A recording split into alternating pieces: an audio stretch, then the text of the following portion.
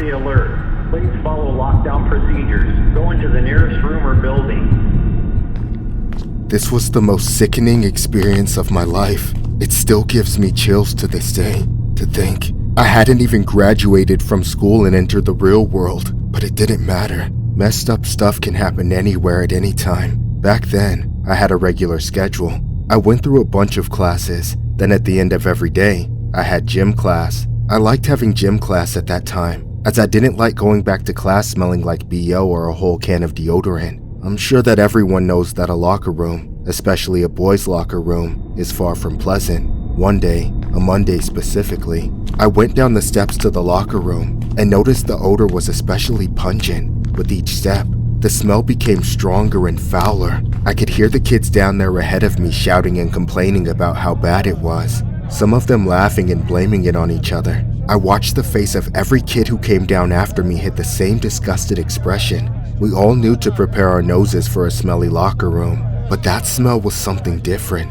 One kid said somebody must have taken a shit, while others said it smelled more like vomit, though none of us were quite sure. When we complained to the coaches, they were pretty dismissive of us. They said since it was probably just the combined smell of a bunch of sweaty people at the end of a hot day, or maybe somebody threw something rancid away down there, they told us to suck it up and change out, lazily promising us that it would be resolved the next day. Looking back, I can almost understand where they were coming from. It was the end of Monday. They were tired of dealing with a bunch of high schoolers and just wanted to go home. At the time though, we were all pissed off that we had to change out while basically holding our breath the entire time. Half an hour or so later, we had to brave the smell again to change back into our regular clothes. When we left, we realized our clothes had absorbed the smell while sitting in the locker room, so whatever that stench was, we took it home.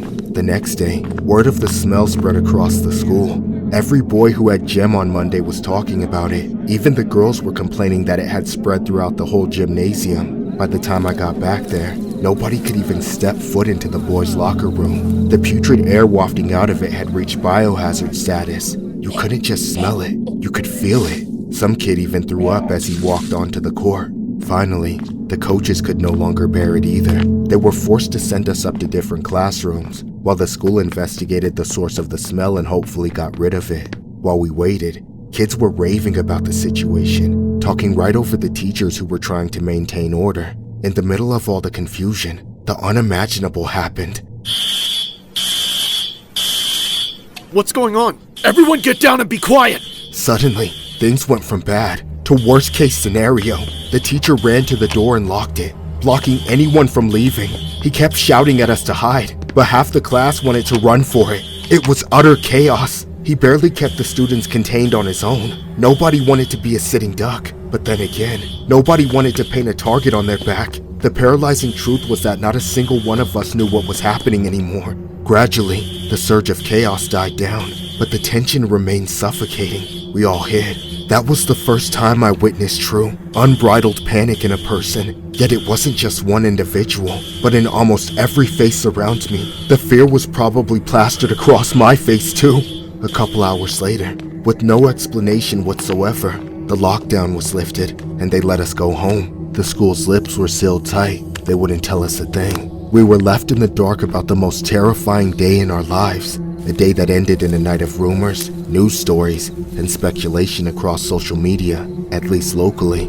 The next morning, there was an announcement at the start of school. But of course, we all more or less knew the truth by then. The stench in the boys' locker room that this all started with, and the lockdown that followed were directly linked. The whole time, there was a dead body rotting in one of the lockers.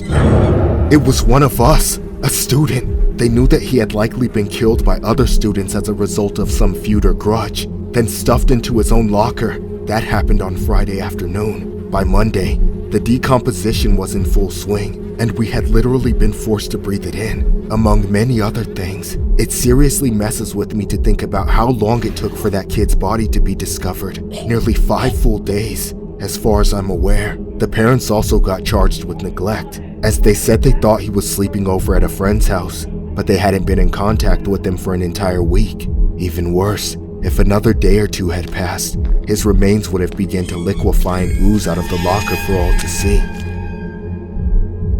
This story was inspired by an eerie incident where a school in Pittsburgh's Morningside section was put on lockdown after a shooting victim was found deceased on school property. According to school officials, the man's body was found inside a blue car in the school's parking lot. Officials say a parent coming to pick up his daughter first noticed the vehicle, which was missing a window. The parent, who did not want to be identified, said he went inside to notify the principal. When they went back out to get a plate number to find out what was going on, they noticed 3 bullet casings on the ground and a black male slumped over the driver's side seat into the passenger side. The victim was 20-year-old Jordan Kearney from Pittsburgh. Police also say there was a report of shots fired in the same area around 11 p.m. the day prior, but there's no word yet if it was related. The school was put on lockdown after discovery as a precaution. It was lifted later on and students were able to leave the premises.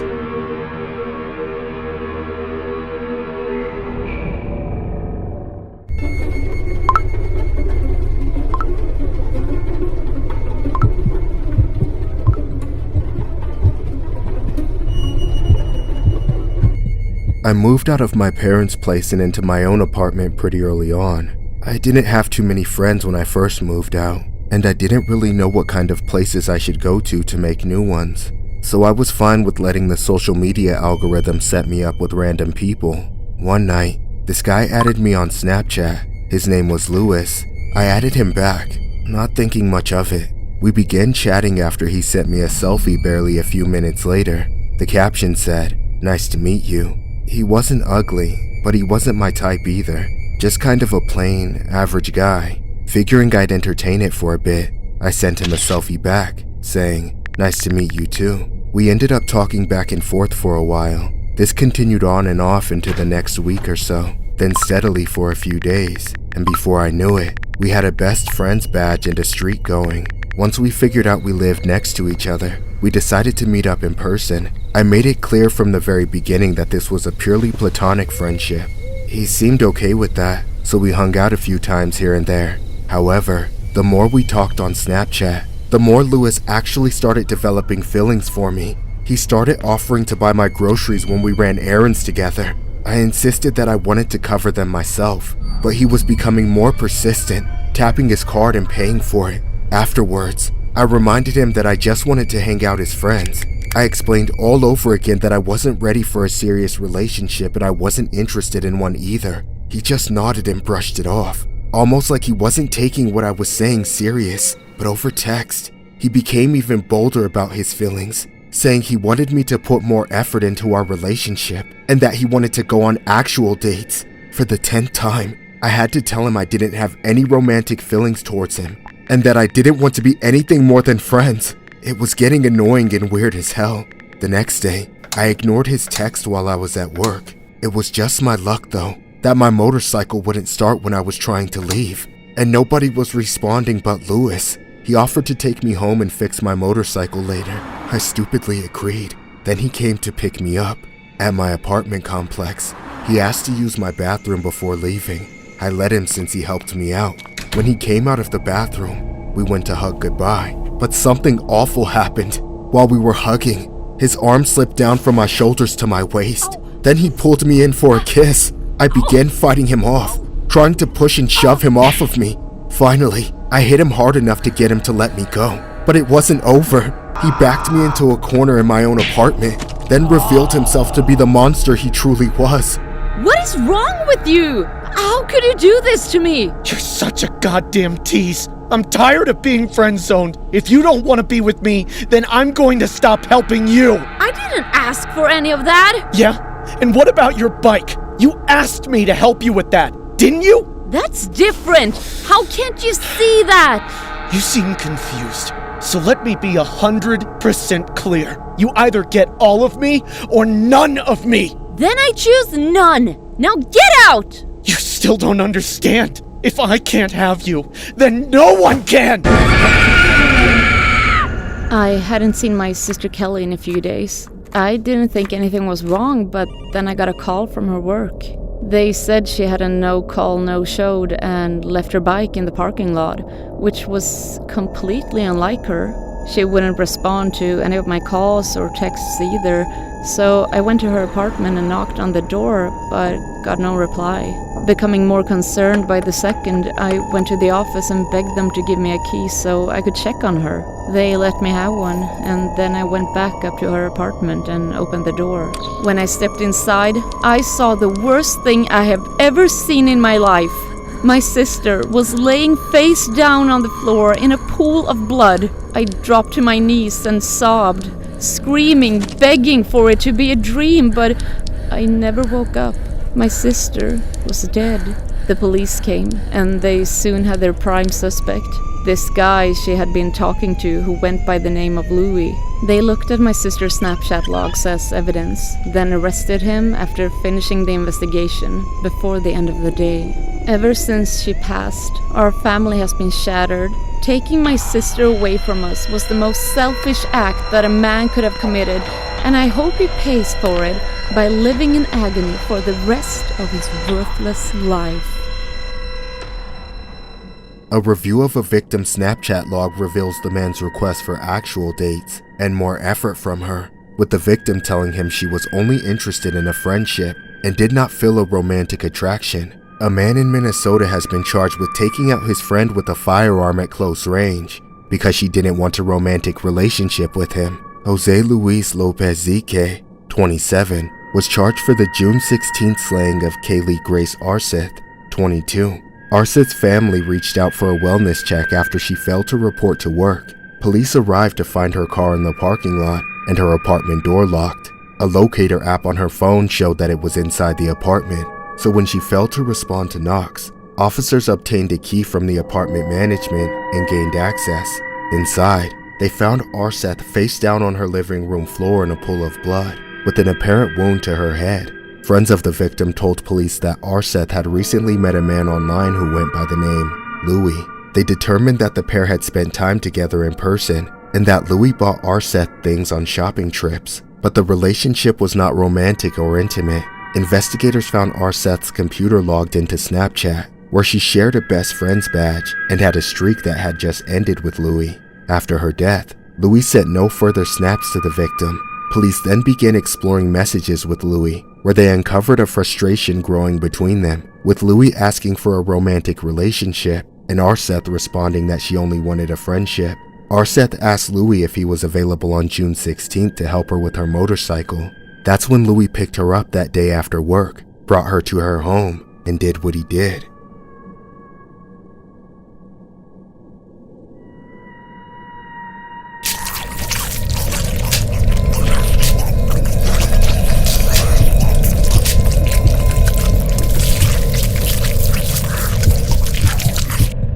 This happened a few years ago, when me and my friends had a foolproof plan to score free drinks from McDonald's. We were driving around in my car, 3 guys fresh out of high school, bored, broke, and bolder than we were smart. I'll admit, the whole thing was my idea. I got us in line at the McDonald's drive-thru where we ordered 3 large cups of water, 1 for each of us. The worker on the speaker sounded confused and kept asking if that was all we really wanted, but we just complained about how hot it was. Then they eventually let us through with our drinks free of charge. I then got out of the drive-thru, parked in the first available spot. Then all 3 of us dumped the contents of our cups into the bushes. Next was the bold part of the plan. We entered the McDonald's on foot with our empty cups, walked right up to the soda fountain, and started filling up with our choice of soda. We acted confident, like we were paying customers coming back for refills, but I think we just couldn't hold back the smirks on our faces. The second we finished filling up our cups, a McDonald's worker confronted us, and not just any employee either, but a manager. Excuse me, what do you think you're doing? We're just getting refills. What does it look like? Oh, so you're a bunch of smartasses, eh? Dude, just leave us alone. You didn't pay for those drinks. Dump them out immediately. Or what? Or I'll call the cops. Dude, we paid $6-7. Come on, dude. Give it up. You got us. When they least expected it, I shoved my 2 idiot friends into the manager and bolted. I left those bozos behind and raced back to my car, jumping inside before locking the doors behind me. I looked around to make sure I wouldn't run into any cars when I backed out. But then I saw the manager chasing after me. He ran outside, went across the drive-thru lane without even looking, then slammed his fat body against the trunk of my car. There were cars parked on either side of me, and a curb followed right by a drainage ditch ahead of me, leaving me with nowhere to go while that asshole was blocking me in. So, I turned my car on and revved the engine. When that didn't get him to move, I threw it in reverse and laid into the horn. I knew he could see the reverse lights, and that I had my foot ready to come off the brake any second, but he still wouldn't get out of the way. I didn't know what else to do, so I rolled down my window and stuck my head out to try and talk some sense into him. Dude, let it go. Do you really want to get run over for $6? Come here, you little shit! Suddenly, the maniac charged toward my face. I tried to close the window, but I couldn't get it shut in time. He got one arm through and grabbed my neck, even as the window was jamming into his wrist. He was even trying to break through with his other arm. You're not going anywhere, bitch! Jesus Christ, you're crazy! With no other choice, I floored it. As the car flew back, I cut the wheel as hard as possible and flung that freak off the door. I looked back in the mirror and watched him flip and tumble across the asphalt, thinking I had to have just broken his neck or something. But then he did the most insane shit ever. He got back up. Before I could even comprehend it, he ran in front of me and blocked my car again. This time, he stood in front of the hood, his arms out like he thought he could stop 2 tons of metal. Neither of us said anything. We just stared, daring the other to make their next move. I knew he wasn't going anywhere, not after what had just happened. He was banking on me bitching out, but there was no way I was going to do that now. It was too late and I panicked. Without warning, I slammed the gas pedal. I plowed straight through him. He rolled over the hood, cracked the windshield, and went flying over the roof of my car. I didn't stop and didn't think. The coast was finally clear, so I got on the road and I fled. I thought I had pulled it off.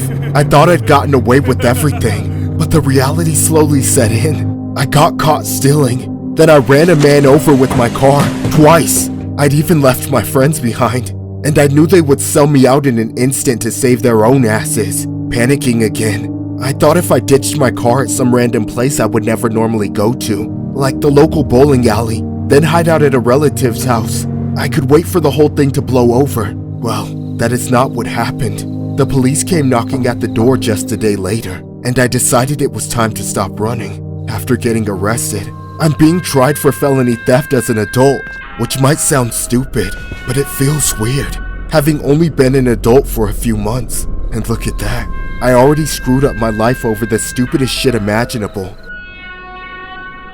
In April 2016, an 18-year-old man from Arkansas, Cody Morris, was arrested and is facing felony robbery charges following a bold incident at a McDonald's drive-thru. According to police, Morris and 2 friends ordered 3 large cups of water, but filled them with soda instead. When confronted by staff, Morris attempted to flee, striking an employee with his car during the chaotic escape.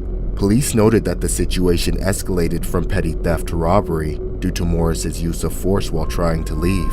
Authorities later found his vehicle at a nearby bowling alley, where he was arrested and released after posting a $2,500 bond. This case highlights how a minor act of deceit like swapping water for soda, which can quickly escalate and lead to significant legal repercussions.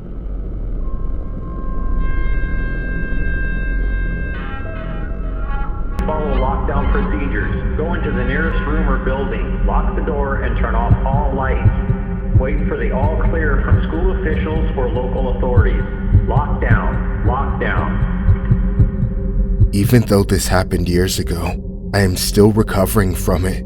At the time, I was an art teacher. Like any teacher in any school these days, I had a great number of students, but luckily, most of them were good kids. That year, however, I had one student I will never forget. For confidentiality purposes, I will refer to him as Douglas. He wasn't a bad kid all the time, though his behavior was complicated by his disorder. Douglas was diagnosed with autism, but with that being said, I want to stress something important.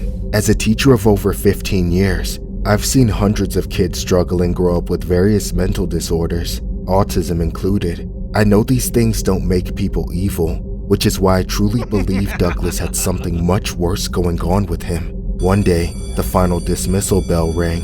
All my students got up and left at the same time. I began to clear my desk so I could grade some assignments, but then I noticed something odd out of the corner of my eye. Douglas had not left. He was still sitting, staring at his desk.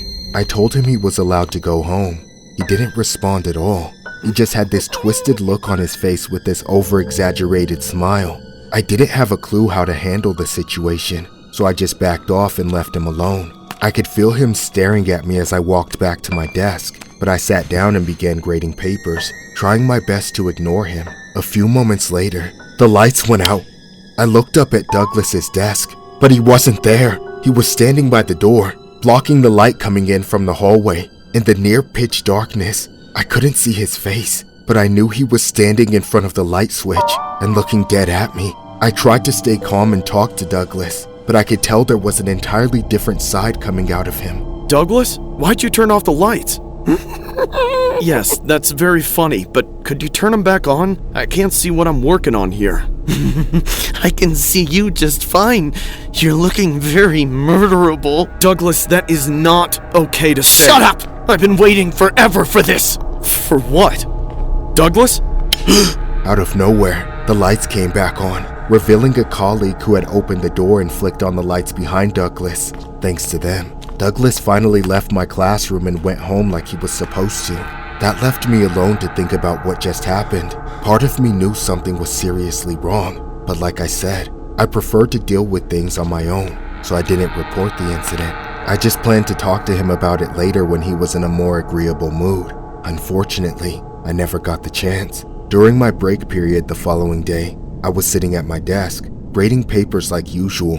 The Douglas incident was still in the back of my mind, but we weren't due to see each other for a few more hours. At that moment, there were a few other students in my class, just a handful of my more attentive pupils who liked to spend their lunch alone in a quiet room like mine. Those students were allowed to come and go to the bathroom as they pleased, so when I heard the door open, I didn't even bother to glance. Seconds later, I felt an immense pain in my chest. It was like I'd been socked by a bodybuilder. But then I looked to my right and saw Douglas standing right there. He was holding a knife and laughing. Then I looked and felt where he had hit me and realized he had stabbed me. As I sat there stunned and Douglas kept laughing, the other students began screaming and running for their lives. The moment we were alone, my brain finally kicked into survival mode. I jumped out of my chair and ran to the door. Douglas chased after me, but I managed to close the door in his face just in time. Without missing a beat, he started trying to stab his way through the door. In fear of myself or anyone else getting hit again, I ran from the door as soon as my coworker came to help. I told them to forget about it and run. Some of them led me to a safe location to hide, but nobody could stop Douglas. He roamed the halls freely, then disappeared. In the minutes after, the school went into total lockdown. It was too dangerous to leave or enter the school until Douglas was found. Those were the longest minutes of my life, wondering if things would work in my favor or if I was going to bleed out before it was too late. Douglas was arrested and I was taken to the hospital to get treatment. Douglas was sentenced to 2 years in custody. His lawyer's main defense was that Douglas's autism was to blame, but I don't believe that's all there is to it. Nobody decides they want to be a killer just because they're autistic. Ever since then, I've been recovering physically and mentally. After what happened, I don't think I can ever go back to teaching. A high school student pleaded guilty to the attempted murder of an art teacher in Quebec and was sentenced to 2 years in custody at a youth center and 1 year of surveillance. The teen stabbed the teacher at John F. Kennedy High School in Montreal's St. Michael neighborhood last December. The teacher who was stabbed was 42-year-old Maxime Canul. The school went into lockdown after the stabbing and the student was arrested about an hour later. The stabbing took place on December 9th of 2021 at around 10 a.m., which was witnessed by students who reported seeing a teenager walk into the class, stab Canul twice and then run away. Canul suffered an injury to his chest and shoulder, and his wounds were initially believed by paramedics to be life-threatening. He was taken to hospital and had to undergo surgery. A spokesperson for the ambulance said Canul was lucky to be alive. The lawyer representing the teen said there had been a lack of support services at the school for several years, and there were problems related to autism spectrum disorder that brought him to having a deformed vision of reality of what was going on. Canul said afterward that he is considering leaving the profession after 16 years of teaching.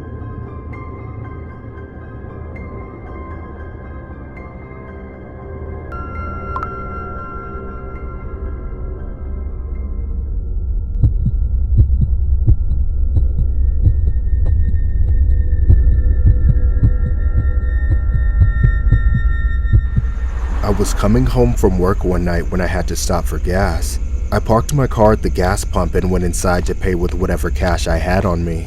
There were already 3 people waiting in line when I walked in and queued up. We were all stuck behind one of those annoying lottery guys who love to take their sweet time buying and cashing out like 10 different kinds of tickets. So I ended up making random small talk with the guy ahead of me.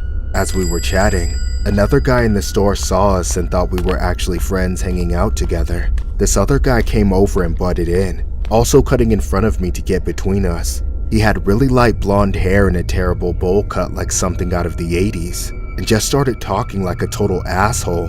What's up, dudes? I'm Timothy, but you can call me Tim. Hey, you got a problem, man? You're looking at me kind of funny. Nah, man, just trying to get home. Long day at work, you know? I know exactly what you need. My hotel's across the street, and I just hit the liquor store. I think I'm alright, man. I don't really drink anyway. That's lame. What about you? I know you drink. Yeah, I do, but I think I'll stick with these. You gotta be kidding me.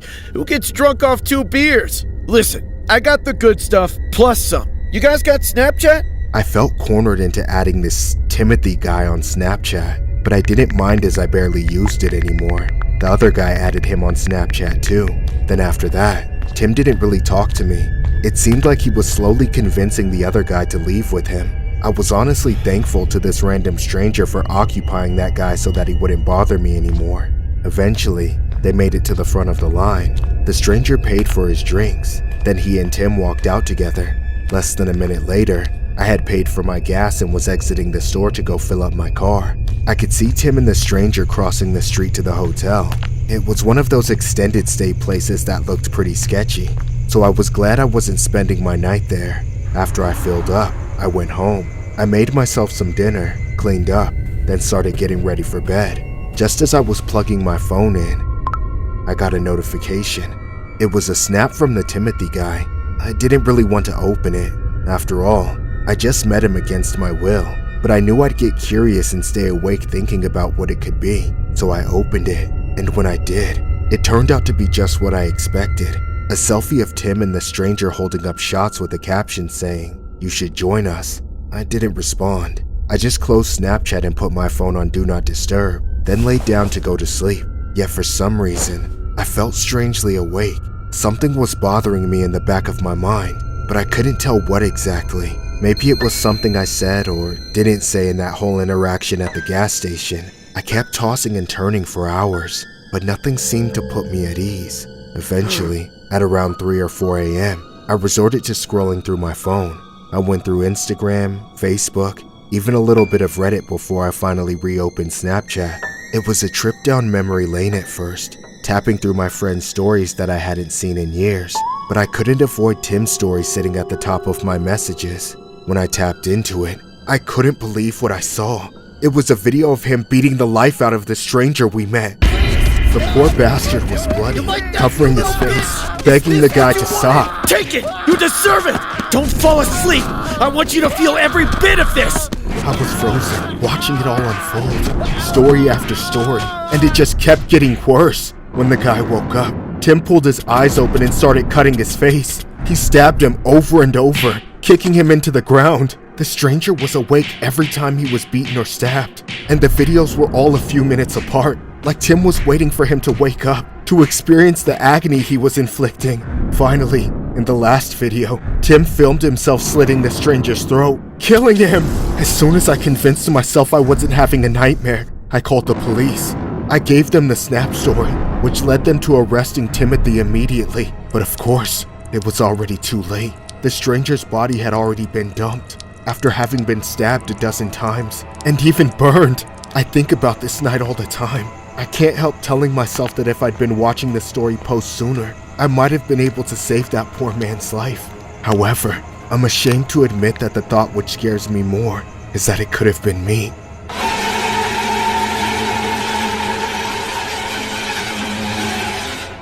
This story was inspired by a horrific incident regarding a man who pleaded guilty to charges related for posting videos on social media of himself beating another man to death 3 years ago. He was sentenced to life in prison without parole. Timothy Kendrick, 35, pleaded guilty in June to charges of aggravated murder, kidnapping, tampering with evidence, and gross use of a corpse. The victim was 30-year-old Drew Mendelbaum, whose body was found in July of 2021. The police said Kendrick met Mendelbaum at a gas station, and the two of them returned to Kendrick's hotel room to drink. Police say Mendelbaum had been stabbed more than 45 times, beaten, and his body was set on fire. He was found burned and covered in a shower curtain with zip ties around his ankles. His body was left just outside of a business complex. Investigators arrested Kendrick shortly after they said they found Snapchat videos of the torture.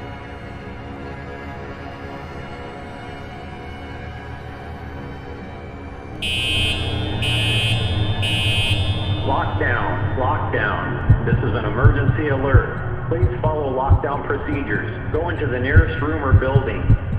About 7 years ago, I was in my sophomore year in high school. Everyone knew about these two kids named Bobby and Jay. Bobby was the jock type, popular and charismatic, but he was a real dick, and he always had his friends around to gas him up. Jay was the polar opposite. He was a loner, and rough around the edges in more ways than one. Rumor has it that the pair had beef with one another. At the start of the school year this all happened. Bobby popularized picking on Jay. He would make fun of Jay in front of crowds of people, posted heinous things about him online, and somehow made it cool to be an unrelenting asshole to this one kid in particular. Now, that's not to say Jay was totally submissive and innocent. Rather, his attempts at defending himself were usually counterproductive. His willingness to fight coupled with his lack of skills or athleticism made their confrontations a source of school-wide entertainment. The way it went was that Bobby would stop Jay in the halls and start insulting him. Jay could never clap back or just walk away, so he'd square up to fight. After he got baited, Bobby and his friends would jump him. I'll admit, I watched a few of these fights myself and wanted to help Jay, not to fight with him, just pull him out. I felt bad always seeing him outnumbered and rooted against, but then again, I didn't want to be the next victim, so I would just watch like everyone else. Unfortunately, that wasn't the end of it. It was after school on a Friday. I remember stopping by the grocery store near school for a snack and a drink. As I was looking around, I saw Bobby and his friends picking on Jay again. They had him cornered in the entrance to the bathrooms at the back of the store. Nobody else was around to watch or help, just me. So I finally spoke up for Jay, only it didn't turn out the way I hoped. Leave me alone! I don't want to do this! Come on, pussy, let's run the fade! No! Hey, don't you guys ever get bored of kicking this kid's ass? Stay out, loser, unless you're here to make it more interesting. I'm just saying, 3-on-1 is kinda cringe. Why don't you get in here and even the odds then? While Bobby and his friends were looking at me, Jay went for a cheap shot and hit Bobby in the face. That's when the other guys immediately jumped the shit out of him. I watched in shock at first, but then it got worse. One of them pulled out their phone and started to record. While dragging him into the bathroom, Jay was kicking and screaming and begging for help. But in the end, he got locked in the bathroom with the bullies, and I ran off like a coward. By the time I got home, the video of what they did to Jay in there was already doing numbers on Bobby's story. They beat him to a bloody pulp and plastered it all over the internet. On Monday, everyone was waiting to see what Jay's reaction would be. I thought he might not even show up, but he did. The crowd gathered around him as soon as he stepped foot onto campus, but when Bobby appeared, Jay did not show any of his usual emotion. Everyone was waiting for the fight to break out, yet the moment Bobby threatened him, Jay reached into his bag and pulled out a gun. Screams erupted from every direction so loud it was almost deafening. Just as the crowd shifted to run the hell away, Jay fired the gun. The shot was my signal to not look back as I desperately ran, trying to fight my way through the raging stampede of people. I looked for the first place I could hide. That's when I ducked inside a janitor's closet, just as two other kids were shutting the door to lock themselves inside with me. We could still hear the pandemonium all throughout the school. Then the lockdown call came.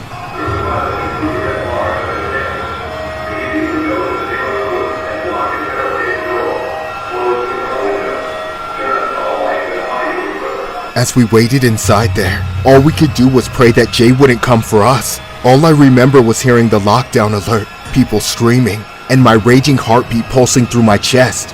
After a horrific few minutes, everything slowly died out, dwindling to a tense, heavy silence. I then cracked the door open to watch the hallway through the slit. And that's when I saw Jay for the last time. He was running, and still had that gun in his hands. I ducked back in as I heard another shot. I never thought I was going to get out of that janitor's closet alive, but then after a grueling few more minutes, the lockdown was finally lifted. Jay was nowhere to be found. However, the same could not be said for Bobby. His body was discovered right where it had all started that morning. He died before anyone could get to him. When Jay was later arrested, he said that he brought the gun to school for protection, knowing Bobby would try to fight him again. Honestly, I don't know if that's true or not. Sure, Jay was scared and traumatized, but part of me thinks that even if Bobby went up to apologize that morning, he still would have gotten taken out on sight. Sometimes, I think the second shot might have been meant for me. A feud led one student to bring a stolen firearm to a North Carolina high school, and a sophomore classmate ended up dead. Bobby McKeithen, a student at Butler High School, was fatally taken out by Jatwan Craig Cuffey, a freshman, after a fight in a hallway shortly after 7 a.m. on Monday. Jatwan was charged with first-degree murder and held without bail. The suspect painted a story of a scared teen who had been in a fight days prior and brought the firearm to school for protection. The altercation was building up days before the shooting, and that several people knew it might come to a head on Monday. School officials said it was a case of bullying that spiraled out of control, but Bobby's father told reporters that his son was never a bully and that his friends and teachers will confirm that. Allegedly, Jatwan was involved in a fight at a grocery store Friday. He said one of the other boys had a knife. The boys exchanged text messages over the weekend on who won the fight, and there was talk about a new fight. Jatwan then said he didn't want to fight again or get into a fight at school. After the shooting, Jatwan told the police he went to the woods to get the firearm before school because he needed it for protection. Jatwan alleged that at school, Bobby punched him in the face, so he did what he did and then ran to his math classroom. The firearm was in a book bag which a teacher moved aside as the two waited for police.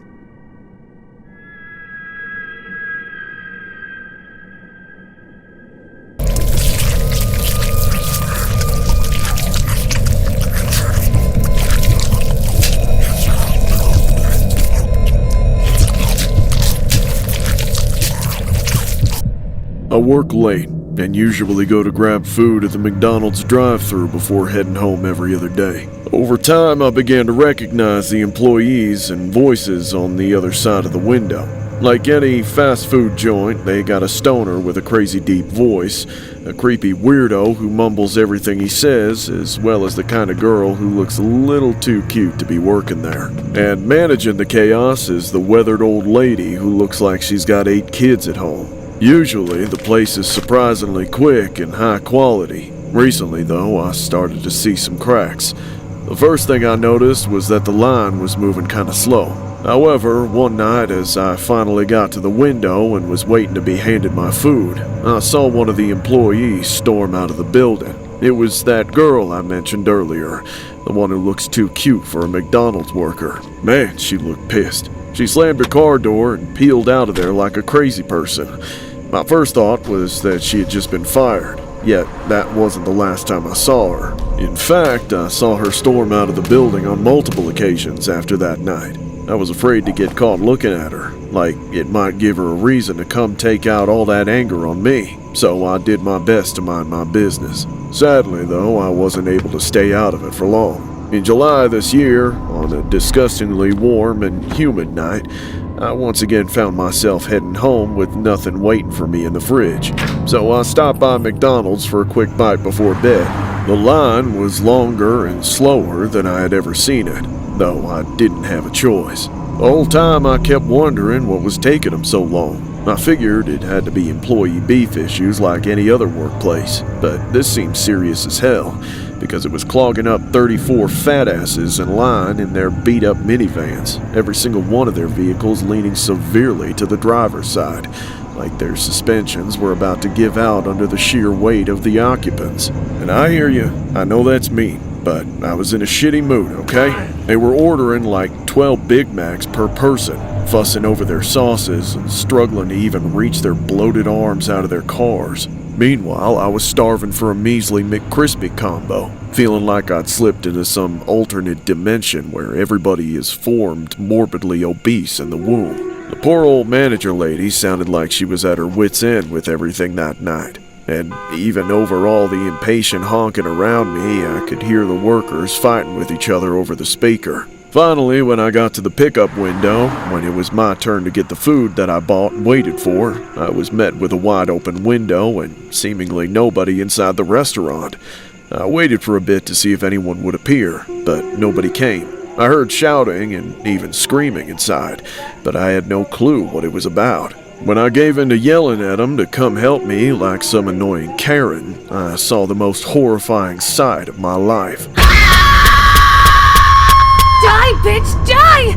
Ah! Stop! That pissed off girl was stabbing her manager with a knife. I couldn't just sit there and watch, so I jumped out of my car and crawled through the open window. Once I got inside, I tackled and separated them. I wrestled the knife from the girl's hand and pinned her to the floor. She kept trying to worm her way out, and she was so slippery with all the other woman's blood on her that I could barely keep her down. All she wanted to do was kill her manager. When I finally got that psycho restrained, the other workers came to help the manager. And as I started to realize what had just happened, I only had one question. Why? Why would you do this? Because that bitch is a bully! What did she even do? How could she deserve this? She sent me home early! What? That's it? It turned out what the girl said was true. Her motive was just that simple and meaningless. Getting sent home early, having arguments with your manager, feeling like they're out to get you. That's just what it's like having a boss. I guess some people can't handle even the slightest shred of authority, but of course, time will tell how that bitch handles the power structure of prison, because sadly, the woman she brutally attacked died from her injuries later that night. I thought I'd never be able to return to that McDonald's, but strangely, I can't escape how convenient it is. The McDonald's drive-thru is always there for me late at night when I'm coming home from work, starving. Of course, every time I pull up to that window, something in my brain tells me to prepare for the worst, like I might see someone being stabbed to death before my very eyes all over again. A Michigan McDonald's worker is charged with planning, then carrying out the fatal stabbing of her manager, who had sent her home early that day, according to police. Afeni Badu Mohammed, 26, of East Point, Michigan, was arraigned last week on charges of first-degree premeditated murder and carrying a dangerous weapon with unlawful intent. It happened on Thursday, July 10th, according to prosecutors. Prosecutors allege Muhammad's manager, identified as Jennifer Harris, had sent Muhammad home before her shift was scheduled to end. Muhammad allegedly returned with a knife and wearing a mask. She came in through the employee entrance and stabbed Harris multiple times. A customer at the drive-thru window who was lawfully carrying a concealed weapon fired the gun in an attempt to stop Muhammad. When Muhammad fled in her vehicle, the customer followed her and held her at gunpoint until police arrived. Harris, 39, was a mother of 6 children and had worked at the restaurant for 15 years. Muhammad was arrested and charged accordingly.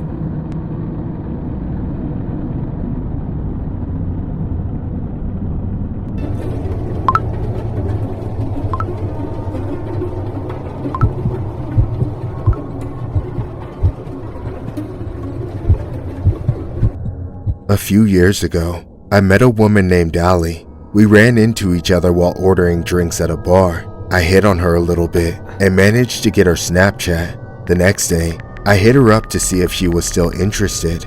It turned out that she was, so we kept in touch for a while. Over the next couple of weeks, we went on a few dates. I was hesitant to get super involved with her because she still wasn't over her ex. Or more accurately, her ex was not over her. The ex-boyfriend in question was this crazy jealous psycho guy named Scott. I could tell that Allie didn't want to talk about him, but she didn't have much of a choice because he was constantly stalking her, messaging her on Snapchat, and showing up everywhere. They'd recently gone through a nasty breakup, but it was clear that Scott still wanted her.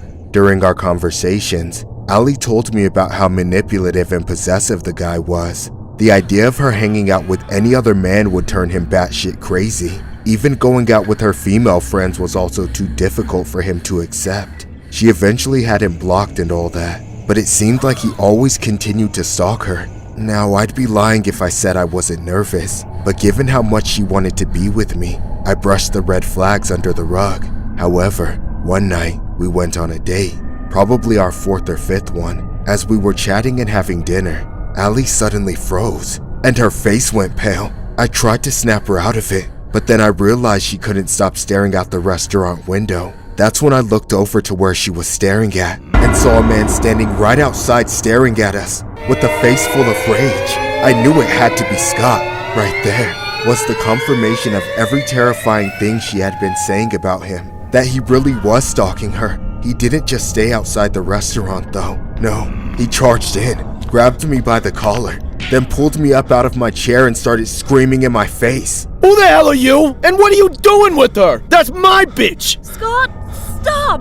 Leave him alone! Shut up, you thought! pH balance must be off from all the dudes you've been screwing. Listen, man, don't do this. I'll do whatever I want. I'll break every bone in your body if you lay a finger on her.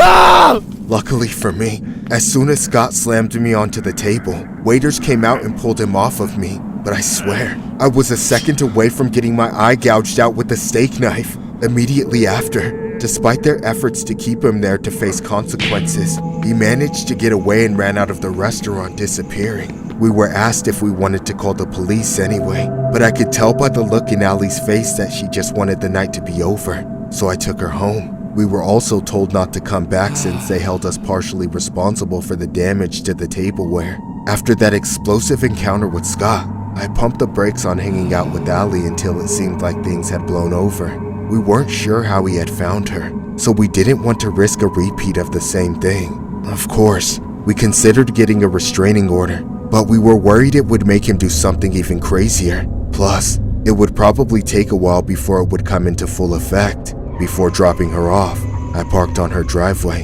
and we sat in my car chatting for a bit till she was comfortable enough to head inside. The whole time, we were both paranoid thinking that Scott would show up again, but he didn't. After about an hour or so, Allie got comfortable enough to head inside, then I waved her goodbye and drove home. About 30 minutes later, I got home and sent Allie a selfie on Snapchat with a caption saying, "Good night." However, she never opened it. I assumed she had just passed out since it was late, and we'd had quite a few drinks. I then tried to get to sleep myself, but I couldn't stop thinking about that encounter I had with that Scott guy. I had this terrible feeling that something was wrong. I just hit that point in the relationship where I was really starting to care about her, so I thought I was being irrational, but I eventually couldn't take it anymore and got back in my car to go check on her. As soon as I parked outside her house, I knew something was wrong.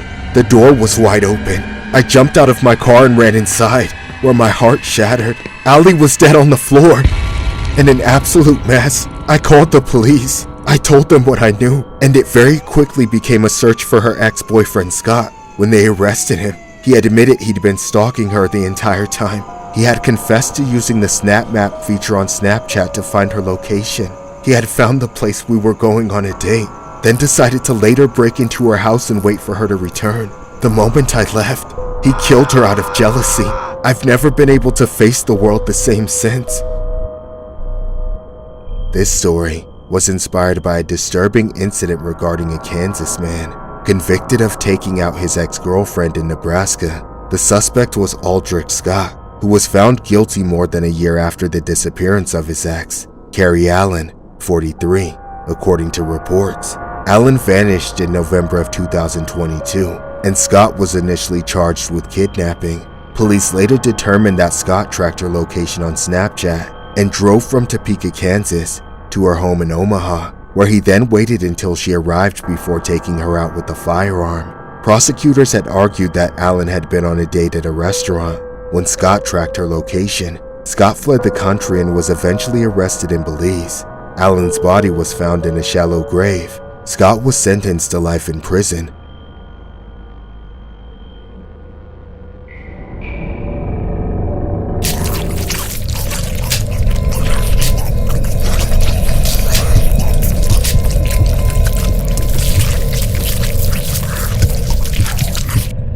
This happened about 2 years ago when the Grimace Shake was a big thing. There happened to be a McDonald's down the street from my school, where everyone hangs out after. One day, during the peak of the craze around the Grimace Shake, I went to McDonald's after school. Then I went home, did my homework, and eventually got ready for bed. But right as I was about to pass out, I got a notification. Unfortunately, I'm the type of person that can't sleep without checking everything on my phone, so I looked to see what it was. It was a random guy that had just added me on Snapchat. I added him back to see where it would lead, and soon enough, he started messaging me. Apparently, this guy I had never met went to my school and had a crush on me. Despite the fact I didn't even know he existed, he found my Snapchat through other people so he could shoot his shot. Feeling curious, I told him to send a picture of his face. I had to admit, he was actually kinda cute.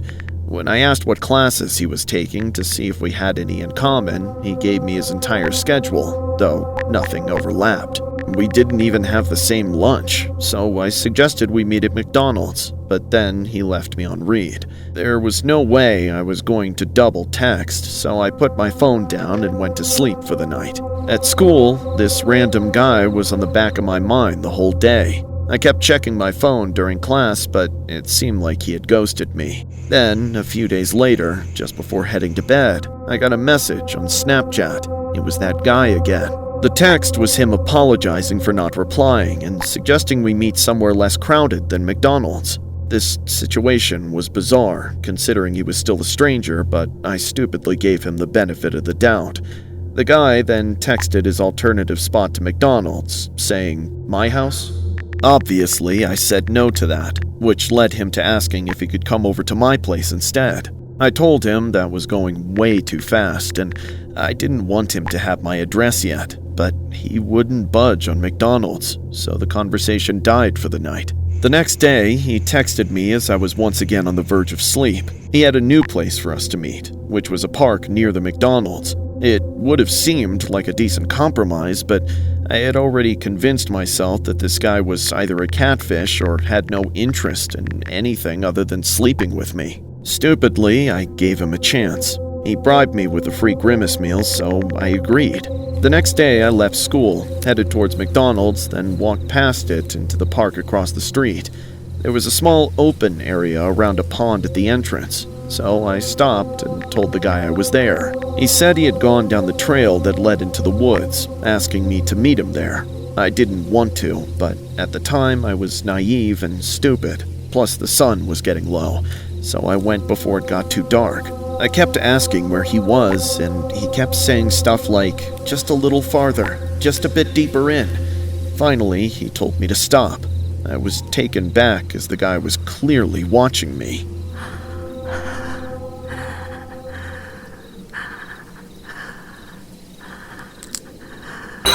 What the? Hey, what are you wearing? It's so nice to finally meet you in person. I brought these for you. No thanks. I changed my mind. You mean you don't want my shake? No, just stay away from me. Take it! Take it all!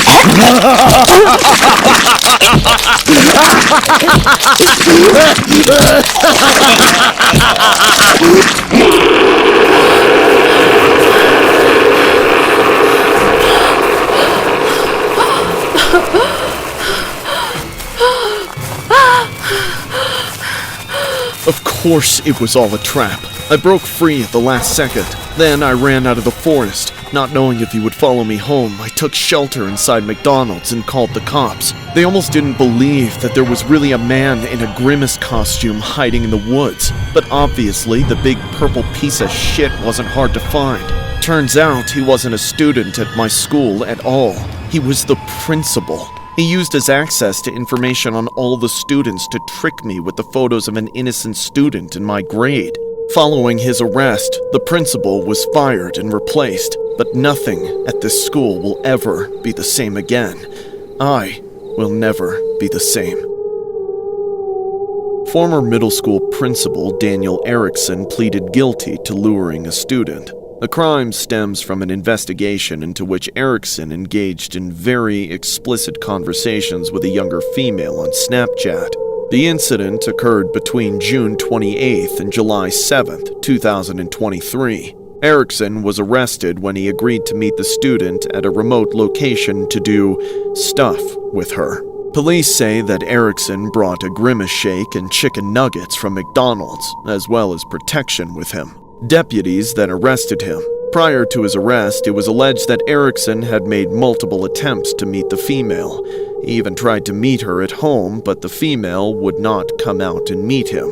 He posed as a young adult on Snapchat and used his position as the middle school principal and used database information from the district to convince her who he was, police say. Erickson has since resigned and was sentenced accordingly.